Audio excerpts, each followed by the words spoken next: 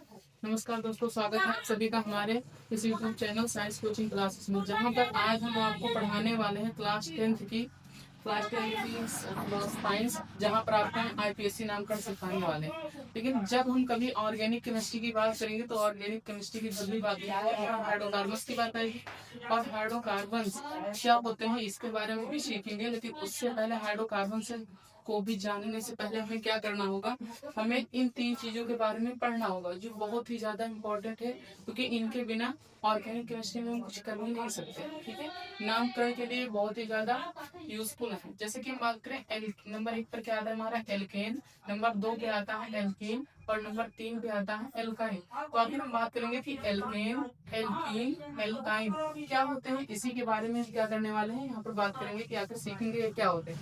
Alkene में अगर हम बात करें तो अगर एल्केन को हम तोड़े तो एल्केन को अगर हम ये तोड़ते हैं तो किसमें तोड़ेगा, ये टूटेगा एल्क प्लस, अगर एन, क्योंकि एल्केन है तो एल्केन को तोड़ेंगे एल्क प्लस एन में, किसमें तोड़ेंगे एल्क प्लस एन में। जहां पर एल्क का मतलब क्या होता है, जहां पर एल्क में इसका मतलब होता है कार्बन परमाणु की संख्या के आधार पर उसका नाम, कार्बन परमाणु की संख्या के आधार पर नाम होता है, जो कि वहां पर लिखा हुआ है कार्बन परमाणु की संख्या के आधार पर, संख्या के आधार पर उसका नाम, उसका मतलब किसका, कार्बन का नाम, उसका उसका मतलब किसका हुआ, कार्बन का नाम। ठीक है, तो एल का मतलब ये होता है, और एन का मतलब होता है सिंगल बॉन्ड। एन का मतलब क्या होता है, सिंगल बॉन्ड। एन का मतलब होता है सिंगल बॉन्ड। इसे कहते हैं एकल बंध, हिंदी में कह सकते हैं इसको एकल बंध। हिंदी में क्या कहेंगे इसको, एकल बंध। तो अगर हम बात करें तो एल्केन में हम तोड़े तो एल्केन को तोड़ेंगे तो एल्केन किसमें टूटता है, एल्क, एल्क प्लस एन में, जहां पर एल्केन का मतलब है कार्बन परमाणु की संख्या के आधार पर कार्बन का नाम या उसका नाम, और एन का मतलब होता है सिंगल बॉन्ड, जो यहाँ पर बना हुआ है। एन का मतलब क्या होता है, सिंगल बॉन्ड। फिर अगर बात करें एल्केन की तो एल्केन को कैसे तोड़ेंगे। अब अगर हम यहाँ पर बात करें एल्क में कार्बन परमाणु की संख्या के आधार पर उसका नाम क्या होगा, तो भी थोड़ी देर में हम आप लोगों को बताते हैं। पहले हम इसको बता दें कि आखिर एक है। फिर हम बात करेंगे एल्कीन की, तो एल्कीन क्या होता है, एल्कीन को भी तोड़ोगे तो एल्क प्लस इन में ही टूटेंगे, इसमें टूटेंगे एल्क प्लस इन में, जहां पर एल्क का मतलब सेम टू सेम वही होगा जो इसका मतलब है, और यानी कार्बन परमाणु की संख्या के आधार पर उसका नाम होगा, उसका मतलब किसका, कार्बन का नाम होगा। और इन का मतलब होता है, इन का मतलब क्या होता है, डबल बॉन्ड। जहां पर इन आ जाए, जहां पर डबल बॉन्ड आ जाए वहां पर इन हमें मिलेगा, वहां पर हमें इन लगाना है। तो इन का मतलब क्या होता है, double bond. Double bond, double bond को हिंदी में कह सकते हो द्विबंध। हिंदी में क्या कह सकते हैं इसको, द्विबंध, डबल बॉन्ड होता है। और फिर अगर हम बात करें किसके, एल्काइन की, तो एल्काइन में क्या होता है, एल्काइन में भी इसको अगर हम तोड़ेंगे एल्काइन को तो किसमें टूटेगा, alk plus Y N A ine, alk plus आइन में टूटेगा, जिसमें हम फिर बताएंगे एल का मतलब वही होगा जैसे पर हो रहा है कार्बन की संख्या के आधार पर उसका नाम, और आइन का मतलब होगा ट्रिपल बॉन्ड। आइन का मतलब क्या होता है, यहाँ पर देखो आइन का मतलब ट्रिपल बॉन्ड है, तो आइन का मतलब क्या होगा, ट्रिपल बॉन्ड, ट्रिपल बॉन्ड। आइन का मतलब होगा ट्रिपल बॉन्ड, और ट्रिपल बॉन्ड को हिंदी में कह सकते हो आप त्रिबंध। क्या कह सकते हो, त्रिबंध। त्रिबंध मतलब तीन बंधों का जो समूह होगा उसका हम त्रिबंध कहेंगे। द्विबंध के समूह को द्विबंध, और इसमें केवल एक अकेला इकलौता बॉन्ड पाया जाएगा तीसरे वाला, इसको हम लोग क्या कहेंगे, सिंगल बॉन्ड या एकल बंध। ठीक है, अब यहाँ से आप सीखेंगे कि आखिर में, जैसे हमने सीख लिया एल्केन किसे कहेंगे, एल्केन की बात करें तो इसमें क्या होता है, एल्केन की अगर बात करें तो एल्केन को हम तोड़ सकते हैं एल प्लस एन में, यहाँ पर एल का मतलब होता है कार्बन परमाणु की संख्या के आधार पर कार्बन का नाम, और एन का मतलब होता है सिंगल बॉन्ड यानी एकल बंध, जैसे हमारा ये वाला। दूसरे की बात करें एल्केन की, तो एल्केन क्या होता है, एल प्लस एन में टूटता है, जहाँ पर एल का मतलब सेम टू सेम होता है जो हमने अभी बताया है ऊपर, और साथ में ई का मतलब होता है डबल बॉन्ड, जहाँ पर द्विबंध आ जाते हैं। और फिर अगर हम बात करें एल प्लस आइन की, तो एल प्लस आइन में क्या होता है, एल का मतलब वही होगा जो यहाँ पर हो रहा है प्लस। अगर हम बात करें हाई होता है तो आइन का मतलब होता है ट्रिपल बॉन्ड। आइन का मतलब क्या होता है? ट्रिपल बॉन्ड, जिसको हम त्रिबंध भी कहते हैं। क्या कहते हैं? त्रिबंध। जो यहाँ पर दिया हुआ है, एन का मतलब सिंगल बॉन्ड, इन का मतलब डबल बॉन्ड, आइन का मतलब ट्रिपल बॉन्ड। इसके आधार पर हम क्या करेंगे, इनका नामकरण, कुछ हाइड्रोकार्बन के जो है एल्केन, एल्कीन, एल्काइन का नामकरण करना सीखेंगे। इसके बाद में तुरंत हम बात करेंगे इत्यादि समूह के आधार पर इनका कैसे नामकरण होगा, आईपीएससी नामकरण की बात करेंगे। तो सबसे पहले हम बात कर लेते हैं इन्हीं के बारे में, फिर मैं आपको आईपीएससी का पूरा नाम भी बताऊंगा क्या होता है, थोड़े समय में। पहले इसको सीख लेंगे। तो यहाँ पर अगर हम बात करें तो एल्ग की, अब हमें किसकी बात करना है? एल्ग की बात करना है कि आखिर एल्ग क्या होंगे। तो एल्ग की बात करेंगे इसमें कि एल्ग क्या होते हैं। एल्ग के मतलब हमें बताया कार्बन परमाणु की संख्या के आधार पर होता है। तो इनकी संख्या अगर कितनी हो तो इनका नाम क्या होता है, इसके बारे में सीखेंगे। तो जैसे कि हम यहाँ पर बात करें, अगर कार्बन परमाणु की संख्या 1 है तो एक कार्बन, अगर कार्बन परमाणु की संख्या कितनी है, कार्बन परमाणु की संख्या यदि 1 है तो एल्क में इसका नाम क्या हो जाएगा? तो एल्क में इसे कहेंगे हम मेथ। एल्क में इसे हम क्या कहेंगे? मेथ। यदि कार्बन परमाणु की संख्या 2 है तो एल्क में इसका नाम क्या हो जाएगा? एथ। तो इसका नाम क्या हो जाएगा? एथ। यदि कार्बन परमाणु की संख्या 3 है, यानी 3 कार्बन अगर किसी एक कंपाउंड में लगे हुए हैं तो वहां पर कार्बन का जो नाम होगा एल्क में वो क्या हो जाएगा? 3 के लिए होगा प्रोप। 3 के लिए क्या हो जाएगा? प्रोप। ये 4 कार्बन लगे हैं तो 4 कार्बन के लिए एल्क में इसका नाम क्या हो जाएगा? ब्यूट। क्या हो जाएगा? ब्यूट। यदि 5 कार्बन लगे हैं तो 5 कार्बन में भी एल्क के लिए इसका नाम क्या हो जाएगा? 5 के लिए हो जाएगा पेंट। 6 कार्बन के लिए हो जाएगा हेक्स। 6 कार्बन के लिए इसका नाम क्या हो जाएगा? हेक्स। एल्क में यदि 7 कार्बन है तो 7 कार्बन के लिए एल्क में इसका नाम क्या हो जाएगा? हेप्ट। अगर 8 कार्बन है तो 8 कार्बन में एल्क में इसका नाम क्या हो जाएगा? ऑक्ट। इसको आपको याद करना पड़ेगा, ऑक्ट। अगर 9 कार्बन है तो 9 कार्बन में एल्क के लिए इसका नाम क्या हो जाएगा? नॉन। अगर 10 कार्बन है तो 10 कार्बन के लिए एल्क में इसका नाम क्या हो जाएगा? डेक। अगर 11 कार्बन है तो 11 कार्बन के लिए एल्क में इसका नाम क्या हो जाएगा? वनडेक, अनडेक, सॉरी क्या हो जाएगा? अनडेक। अगर 12 कार्बन हो तो 12 कार्बन के लिए क्या हो जाएगा इसका नाम? 12 कार्बन के लिए इसका नाम हो जाएगा डू डेक। अगर 13 कार्बन है तो 13 कार्बन के लिए इसका नाम क्या हो जाएगा? ट्राई डेक, क्योंकि ट्राई मीन्स होता है 3 और डेक मीन्स 10, तो ट्राई डेक हो जाएगा। इस प्रकार से अगर 14 की बात करें तो 14 के लिए हो जाएगा टेट्रा डेक, 15 के लिए पेंटा डेक, 16 के लिए हेक्सा डेक। इस प्रकार से इसका नाम बढ़ता चला जाएगा एल्क में। और ये जो लिखे हुए हैं इनको हमें याद भी करना है। इनको हमें क्या करना है? इनको हमें याद करना है। और जो कुछ सीखना है इनको हमें, इनका नाम याद करना पड़ेगा। कार्बन परमाणु की संख्या के आधार पर इनका नाम याद करना बहुत जरूरी है, तभी हम आईपीएससी नामकरण को सीख पाएंगे। साथ में एल्केन, अब यहाँ पर हमने बता दिया एल का मतलब क्या होता है, कार्बन परमाणु की संख्या के आधार पर उसका नाम क्या होगा। जैसे अगर कार्बन परमाणु की संख्या 1 है तो एल्क में उसका नाम क्या होगा? मेथ होगा। यदि कार्बन परमाणु की संख्या 2 है तो एल्क में उसका नाम क्या हो जाएगा? एथ हो जाएगा। यदि कार्बन परमाणु की संख्या 3 है तो एल्क में उसका नाम क्या हो जाएगा? प्रोप हो जाएगा। यदि कार्बन परमाणु की संख्या 4 है तो एल्क में उसका नाम ब्यूट हो जाएगा। 5 है तो क्या हो जाएगा? पेंट। 6 होगा तो हेक्स, 7 होगा तो हेक्ट, 8 होगा तो ऑक्ट। इस प्रकार से होते हुए चले जाएंगे। जिसको तुम्हें क्या करना है, इसको याद कर लेना। इसको याद करना बहुत जरूरी है। इसको क्या करना है? तुम्हें याद करना, याद करना। इसको याद कर लेना, तभी हम नामकरण को सीख पाएंगे। हालांकि कुछ चीजें और थी जिनको बताना जरूरी था, लेकिन ये चीजें बहुत जरूरी है क्योंकि प्रूफ के बारे में हमें पता होना चाहिए। लेकिन कोई बात नहीं, अगर देखा तो प्रूफ के बारे में नहीं सीख पाएंगे तो आगे हम लोग देखेंगे नेक्स्ट वीडियो में, या फिर आगे भी सीख लेंगे। 11th में भी है, कोई नई बात नहीं है। तो इसको आप लोग नोट कर लीजिए, फिर हम आगे बढ़ते हैं। नोट कर लीजिए अपने से।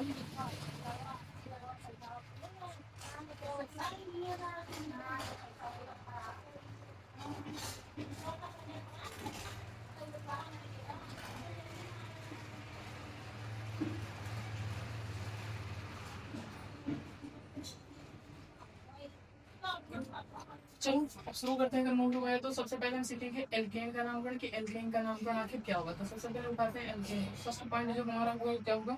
एल्केन के लिए ही होगा। तो पहला पॉइंट जो होगा एल्केन के लिए। एल्केन में हम सीखेंगे कि एल्केन का नामकरण आखिर कैसे करेंगे। तो एल्केन में बात करें तो कैसा होगा? एल्केन को पहले लिख लेते हैं यहाँ पर एल्केन। अगर नामकरण की बात करें तो इंग्लिश में नामकरण सीखना बहुत ही आसान होता है, जबकि हिंदी में करेंगे तो थोड़ा क्या काफी टफ होता है, लेकिन इंग्लिश में बहुत ही आसान होता है। और ये बिल्कुल भी आप ये देखकर मत डरिए कि अगर आप इंग्लिश में इसका नाम लिखकर चले आएंगे तो आपके नंबर बोर्ड में कट जाएंगे। बिल्कुल भी नहीं कटेंगे, बिल्कुल भी बोर्ड में इसके नंबर नहीं कटने वाले, क्योंकि इन सभी के जो नंबर होंगे, जो अगर आप इंग्लिश में इसका नाम लिखोगे तो बहुत ही ज्यादा प्रभाव पड़ेगा आपके बोर्ड में, क्योंकि जितने भी अब टीचर होते हैं वो सब हायर एजुकेटेड होते हैं, क्योंकि वो बीएससी एमएससी जैसे ग्रेजुएशन पोस्ट ग्रेजुएशन जैसे सब चीजें किए हुए होते हैं, पीएचडी किए हुए होते हैं, तो उनको बहुत नॉलेज होता है। अगर इसमें लिखते हो तो उनको बहुत ही कंफर्ट फील होता है, आसानी से वो चेक कर देते हैं कॉपी को। इसलिए अगर इंग्लिश में लिखोगे तो बहुत ही आसान होगा और एग्जामिनर का प्रभाव भी पड़ेगा, जिससे आपको पूरे के पूरे नंबर मिलेंगे ज्यादा से ज्यादा। तो जितने नंबर हो सकते हैं वो देंगे, जितने नंबर का होगा उतना देने का प्रयास करेंगे। चलो हम लोग सीखना शुरू करते हैं।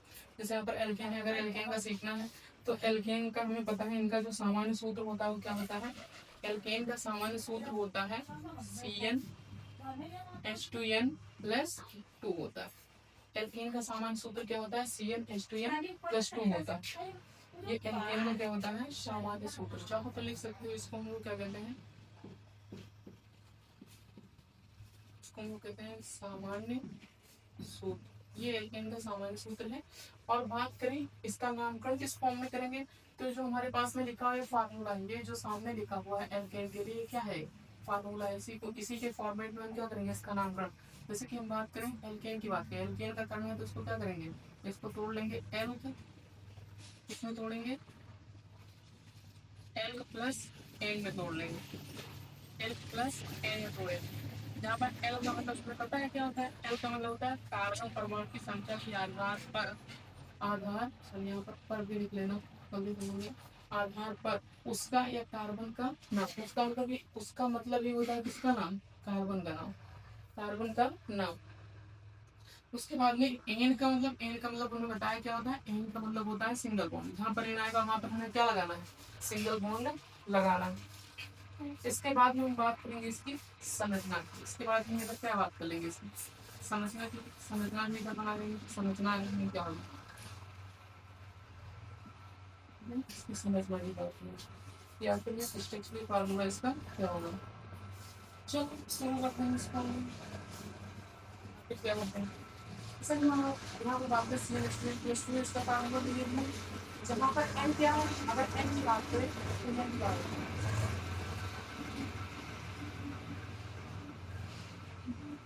इसको लिख लेंगे पहली पर साइड ही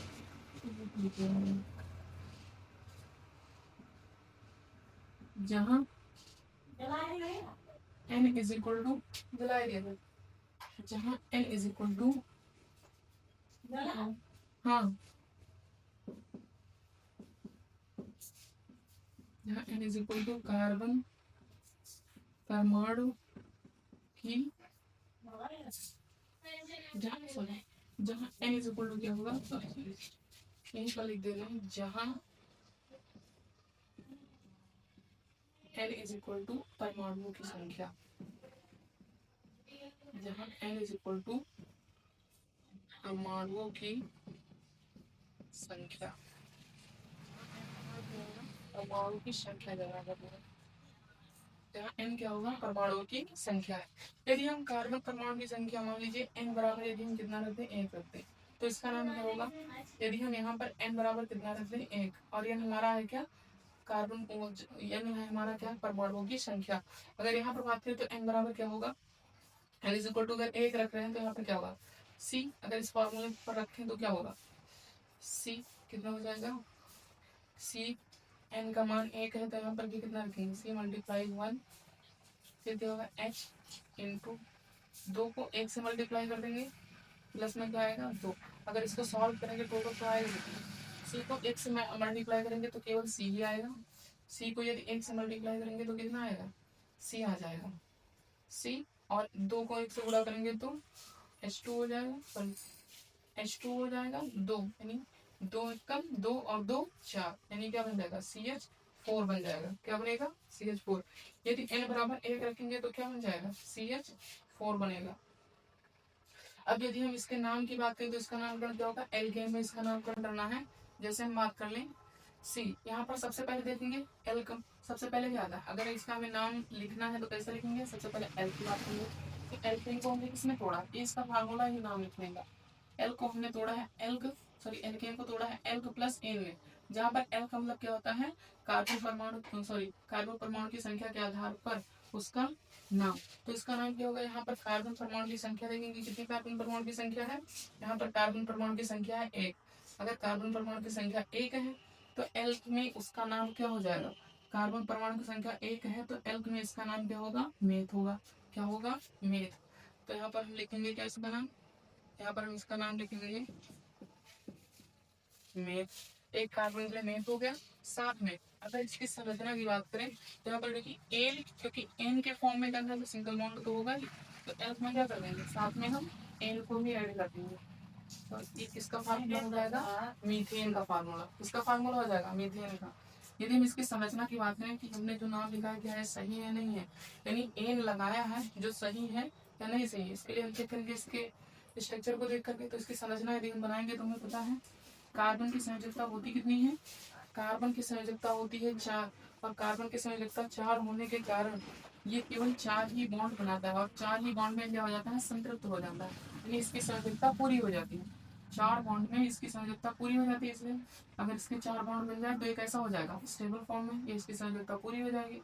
तो क्या करेंगे, यहाँ पर कितने हाइड्रोजन लगे हैं, एक, और यहाँ पर कितने, यहाँ पर कितने हैं, 4, क्योंकि कार्बन की संयोजकता 4 होती थी, कितनी बॉन्ड बनाएगा, 4 बॉन्ड। और हमें पता है हाइड्रोजन, हाइड्रोजन के आउटर मोस्ट शेल में टोटल कितने कितने इलेक्ट्रॉन होते हैं, 1h1, केवल एक ही इलेक्ट्रॉन होता है, और एक इलेक्ट्रॉन होगा तो केवल एक ही सिंगल बॉन्ड बनाएगा। अगर एक ही सिंगल बॉन्ड बनाएगा तो आखिर क्या हो सकता है इसमें, तो देखते हैं इसमें क्या होगा। अगर हम बात करें तो इसमें क्या हो जाए, देखो 4 हाइड्रोजन है, चारों क्या करेंगे, हाइड्रोजन तो एक ही सिंगल बॉन्ड बनाता है, तो एक एक बॉन्ड सब बनाएंगे, तो एक यहाँ पर हो जाएगा, एक यहाँ पर हो जाएगा, और एक यहाँ पर हो जाएगा, है यहाँ पर हो जाएगा। इस प्रकार से अगर हम बात करें तो इसकी संरचना जैसे जैसी स्पून की संरचना ऐसे होगी। अब देखो चारों के चार अगर हम बात करें तो एन का मतलब क्या था, सिंगल बॉन्ड। देखो चारों में सिंगल बॉन्ड आ गए। कार्बन परमाणु की बात करें तो इसके आउटर मोस्ट शेल में होते हैं टोटल 4 इलेक्ट्रॉन, इसीलिए इसकी संयोजकता 4 होती है, क्योंकि 4 इलेक्ट्रॉन को दे भी सकता है और क्या कर सकता है, दे भी सकता है, लेकिन देने लेने में ज्यादा विश्वास नहीं रखता। ना तो इलेक्ट्रॉन को देता है और ना ही कार्बन कभी इलेक्ट्रॉन को लेता है। ये तो इलेक्ट्रॉन की हमेशा क्या करता है, साझेदारी करता है। 4 इलेक्ट्रॉन की क्या करेगा, साझेदारी। क्योंकि हमें एक बात पता है कि कोई भी परमाणु, हमें पता है पीरियोडिक टेबल में टोटल 118 तत्व हैं, और 118 तत्व जो हैं उनके केवल उसमें हाइड्रोजन और हीलियम को छोड़ करके बाकी जितने भी तत्व हैं, यदि उनके आउटर मोस्ट शेल में 8 इलेक्ट्रॉन आ जाए तो कैसे हो जाते हैं, स्टेबल। और ये भी क्या करना चाहते हैं, ये भी तो, और दुनिया में प्रत्येक चीजें होना क्या चाहते हैं, स्टेबल। इसलिए क्या करेंगे, इनके आउटर मोस्ट शेल में 4 इलेक्ट्रॉन होते हैं, क्योंकि फोर्थ का होता है, तो 4 इलेक्ट्रॉन होने के कारण 4 इलेक्ट्रॉन के साथ में क्या करता है, केवल साझेदारी करता है, जिसके कारण इस पर 4 बॉन्ड आ जाते हैं। इसलिए 4 बॉन्ड में ही क्या हो जाता है, स्टेबल हो जाता है, या इसकी संयोजकता क्या हो जाती है, पूरी। जबकि हाइड्रोजन की बात करें तो हमने कहा था 2 तत्वों को छोड़ करके, 2 परमाणु को छोड़ करके, जिसमें से हाइड्रोजन और हीलियम जो होता है, ये 2 ही इलेक्ट्रॉन में क्या हो जाता है, संतृप्त हो जाते हैं। अगर ऐसा होता तो क्या होता, क्योंकि हमें पता है हाइड्रोजन के यदि हम क्या करें, इलेक्ट्रॉनिक विन्यास करें तो हमें पता है हाइड्रोजन क्या होता है। हाइड्रोजन की बात करें तो इसका परमाणु क्रमांक एक ही होता है, परमाणु भार एक होता है, परमाणु भार समीकरण में परमाणु क्रमांक एक होता है। अगर इसके इलेक्ट्रॉनिक विन्यास करें तो क्या होगा, 1s1 होगा। यानी इसके आउटर मोस्ट शेल अगर बात करें तो एक ही इलेक्ट्रॉन, तो 1s1 की बात करें तो इसमें इसके आउटर मोस्ट शेल में, जो आउटर मोस्ट शेल में कौन सा एस है, और एस कोष में कितने इलेक्ट्रॉन आए हैं, केवल एक ही इलेक्ट्रॉन है। हालांकि इन सब चीजों को आप 11th में पढ़ोगे, चैप्टर नंबर 2 में एटॉमिक स्ट्रक्चर में, वहाँ पे, लेकिन इलेक्ट्रॉनिक विन्यास करना सिखाया जाएगा। लेकिन यहाँ पर हम बता रहे हैं, यहाँ पर भी थोड़ा ध्यान दीजिएगा, सीख लीजिएगा तो बहुत ही अच्छी बात है। यहाँ पर क्या होगा, 1s1 हो जाएगा। इसके आउटर मोस्ट शेल में कितने इलेक्ट्रॉन, एक ही इलेक्ट्रॉन है। और हमें पता है एस कोष में टोटल कितने कक्षक होते हैं, एक ही कक्षक होते हैं, जिसमें हमें पता है एक कक्षक में ये कितने होते हैं, एक ही कक्षक होते हैं। और एक कक्षक में टोटल कितने इलेक्ट्रॉन आते हैं, 2 इलेक्ट्रॉन। कितने इलेक्ट्रॉन आते हैं, 2 इलेक्ट्रॉन। तो यदि इसके पास भी अगर 2 इलेक्ट्रॉन हो जाए तो ये भी क्या हो जाएगा, स्टेबल हो जाएगा। इसलिए ये भी स्टेबल होने के लिए क्या करता है, एक इलेक्ट्रॉन की साझेदारी कर लेता है। ये अपने एक इलेक्ट्रॉन को इनको दे देता है, बदले में एक इलेक्ट्रॉन इनसे ले लेता है। तो एक तो इसके पास होते हैं, जैसे एक इलेक्ट्रॉन लेगा तो इलेक्ट्रॉन इसके भी क्या हो जाएंगे, पूरे हो जाएंगे। 2 इलेक्ट्रॉन इसके पूरे हो जाएंगे, ये भी स्टेबल। वही सेम टू सेम फार्मूला है, चारों हाइड्रोजन करेंगे। उसके बाद में अगर कार्बन की बात करें तो कार्बन के पास में ऑलरेडी 4 इलेक्ट्रॉन होते ही हैं, जैसे 1 2 3 4, और फिर बात करें हाइड्रोजन के पास में भी इलेक्ट्रॉन, 1 2 3 4। अब ये चारों हाइड्रोजन जो हैं ये क्या करेंगे, सब एक एक इलेक्ट्रॉन की साझेदारी करेंगे। अगर एक इलेक्ट्रॉन इनके पास एक इलेक्ट्रॉन कार्बन से ले लिया तो इसके भी दो इलेक्ट्रॉन पूरे हो जाएंगे। ये भी क्या हो जाएगा, स्टेबल फॉर्म में। किस फॉर्म में आ जाएगा, स्टेबल फॉर्म में आ जाएगा। और इसके बाद भी तो सेम टू सेम होगा, क्योंकि दो आउटर मोशन में इसके इलेक्ट्रॉन पूरे हो जाएंगे, इसका जो कक्षक है पूर्ण रूप से क्या हो जाएगा, भर जाएगा, और ये क्या हो जाएगा, स्टेबल। इसके बाद में यदि हम कार्बन की बात करें तो कार्बन के अगर बात करें तो कार्बन के पास में ऑलरेडी 4 इलेक्ट्रॉन होते हैं, केवल 4 इलेक्ट्रॉन की ही कमी होती है। और वो 4 इलेक्ट्रॉन जो होते हैं ये इन चारों हाइड्रोजन से एक एक इलेक्ट्रॉन को लेकर के अपने 8 इलेक्ट्रॉन को क्या करता है, या अपने ऑक्टेट को पूरा कर लेता है। जैसे इसका स्टेप पूरा होता है ये भी क्या हो जाता है, स्टेबल। इसीलिए कार्बन की संयोजकता हमेशा कितनी होती है, 4, क्योंकि 4 इलेक्ट्रॉन की क्या करता है, साझेदारी करता है, और 4 इलेक्ट्रॉनों में ही ये स्टेबल हो जाता है, इसकी संयोजकता पूरी हो जाती है। तो ये था इसके पीछे का रीजन।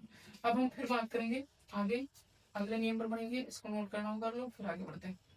देखो अब सेकंड में हम पहुंचेंगे। सेकंड में क्या होगा, ये इसकी संरचना जो बनाना हमें आना चाहिए, क्योंकि इसकी संरचना से इसको हम प्रूव कर सकते हैं।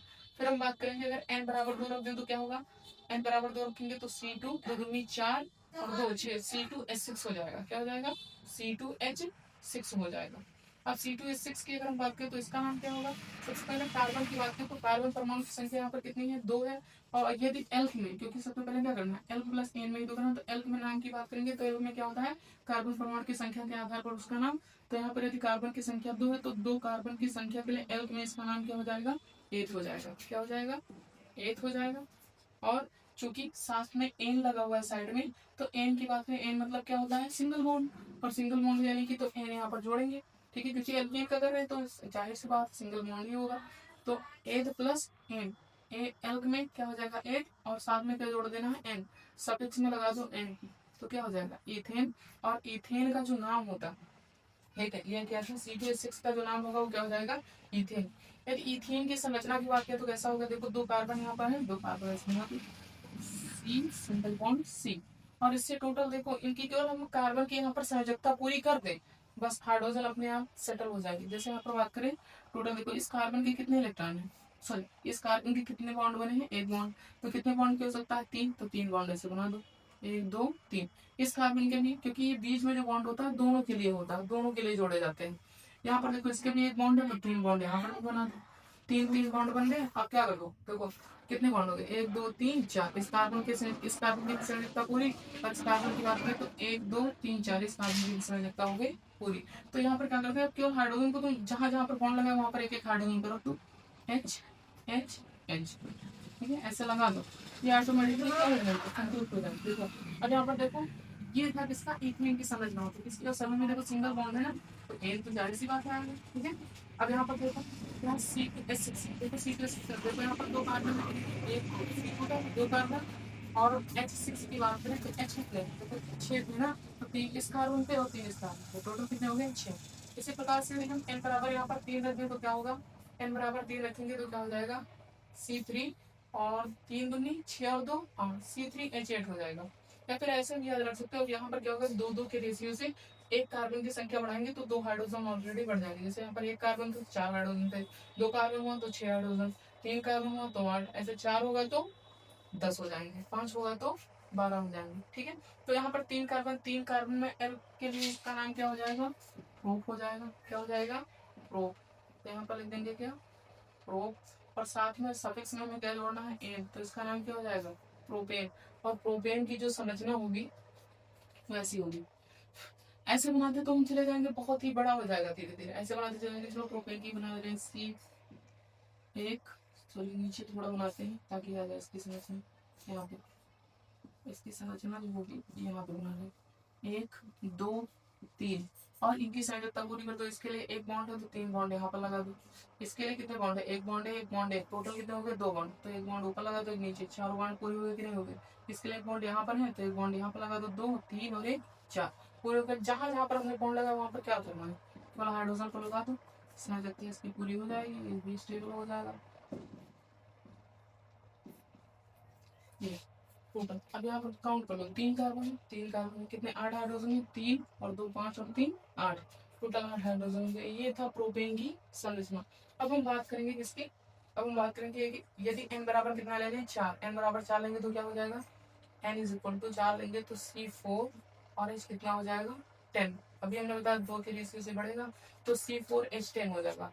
अब C4H10 की अगर हम नाम की बात करें तो नाम क्या हो जाएगा, 4 कार्बन में L के लिए क्या होता है, ब्यूट होता है। क्या होता है, ब्यूट। तो यहाँ पर लिखेंगे ब्यूट प्लस सफिक्स में क्या लगा हुआ n, तो n लगा हुआ, उसका नाम क्या हो जाएगा ब्यूटेन।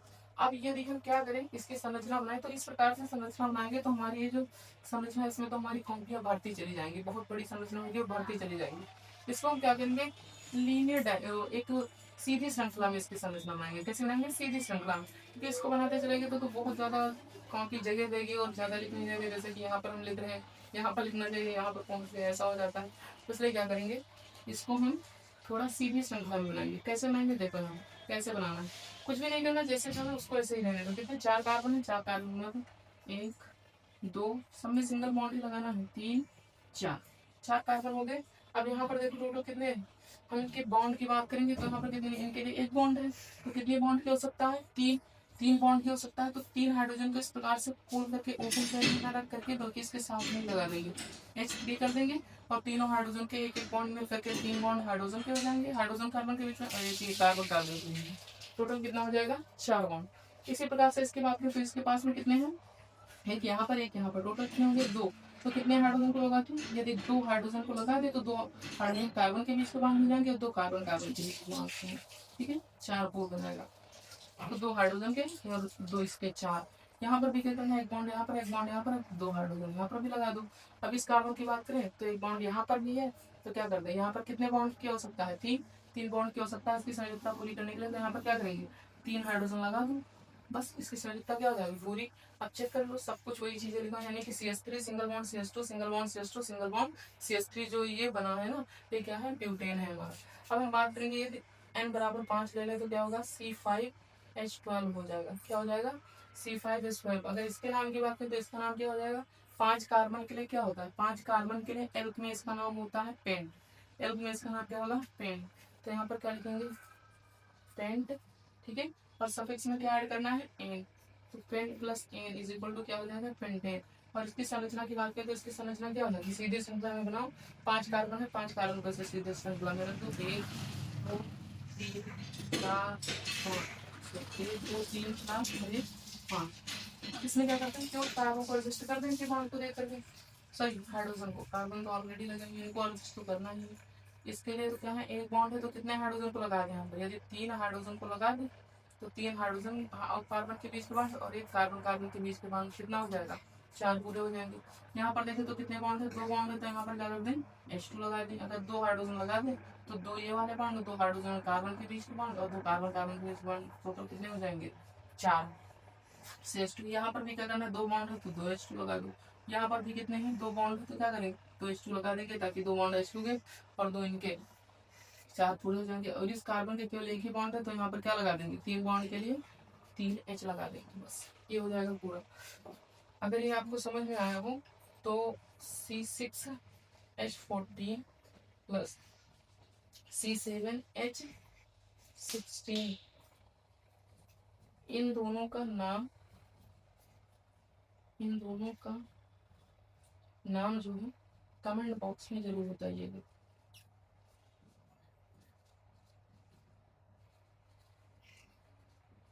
कमेंट बॉक्स में जरूर बताइएगा, ताकि हमें भी पता चल सके कि आपने कितना सीखा है। अगर वीडियो आपको समझ में आई हो तो लाइक शेयर एंड सब्सक्राइब कीजिए और बेल आइकन को दबाना बिल्कुल भी मत भूलिए। बाकी हम लेंगे नेक्स्ट क्लास। Thank you.